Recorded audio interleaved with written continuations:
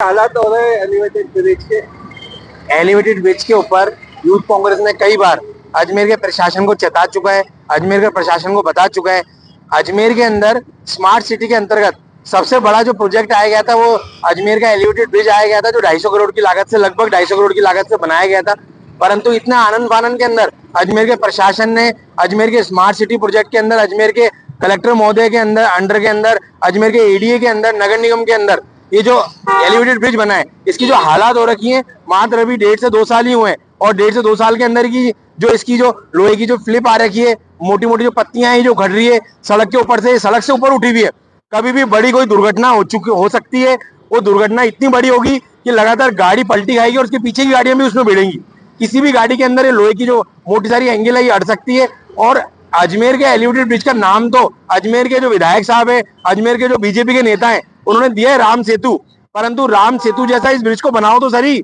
आज राम सेतु जो ब्रिज है उसकी जो मान्यता है, जो उसकी मजबूती है, वो आज तक भी उसके अंदर वो मजबूती और वो मान्यता ख्याति प्राप्त है। परंतु अजमेर के एलिवेटेड ब्रिज के अंदर जो भ्रष्टाचार की बू आ रही है, एक तरफ एक भुजा धस गई, आज उसको तोड़ के वापस से उखाड़ के वापस से नई बना दी, ऐसे कितनी बार करते रहेंगे अजमेर के अधिकारी, अजमेर का प्रशासन और अजमेर के नेता।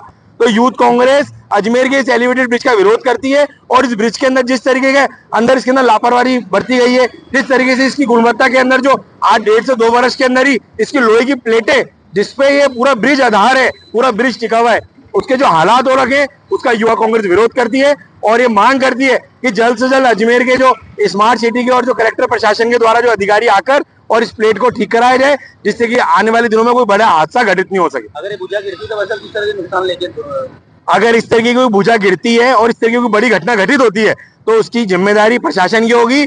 हजारों लोग इससे प्रभावित होंगे और कोई बहुत बड़ी घटना घटित होगी। मोहित मल्होत्रा, जिला अध्यक्ष युवा कांग्रेस अजमेर। इस तरह के हालात हो रहे हैं एलिवेटेड ब्रिज पे।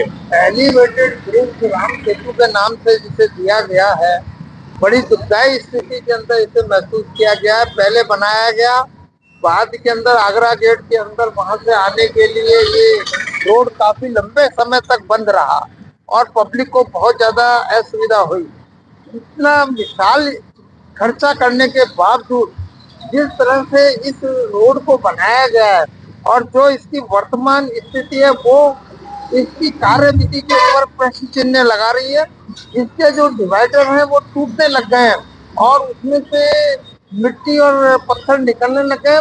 सबसे बड़ी विडंबना जो मुझे नजर आ रही है, ये जो लोहे के डिवाइडर हैं, ये लोहे के डिवाइडर भी हिलने लग गए और मुझे ये आशंका है कि कहीं निकट भविष्य में कोई इतना बड़ा हादसा नहीं हो जाए जिससे कि लोहे के डिवाइडर किसी कार या किसी बस के अंदर अटक जाए और ये जो हादसा होगा वो हमारी जनता के लिए बड़ा दुखदायी होगा। प्रशासन की जवाबदेही होगी, जिसका जवाब देना उनके लिए मुश्किल होगा, संभव नहीं तो मुश्किल जरूर होगा। जनता की कमाई का इस तरह से उपयोग न करके दुरुपयोग होना राज्य सरकार और प्रशासन की इच्छा शक्ति के ऊपर प्रश्न चिन्ह अंकित करता है। और हम आपके माध्यम से ये मांग करते हैं कि नाम अच्छा रखने से कार्य अच्छा नहीं हो जाता है। इसकी मेंटेनेंस स्मार्ट सिटी के अंदर की गई है और स्मार्ट सिटी के अंदर RSRTC और उनके द्वारा जो पूर्व में गलती की गई है उनका निस्तारण भी सही ढंग से नहीं हो पाया है। और अब हम ये महसूस करते हैं कि जनता की गाड़ी कमाई का राज्य हित के अंदर सर्वोच्च ढंग से उपयोग होना चाहिए और यदि ऐसा नहीं होता है तो वो प्रशासन की और राज्य सरकार की कार्यकुशलता पर प्रश्न चिन्ह लगाती है।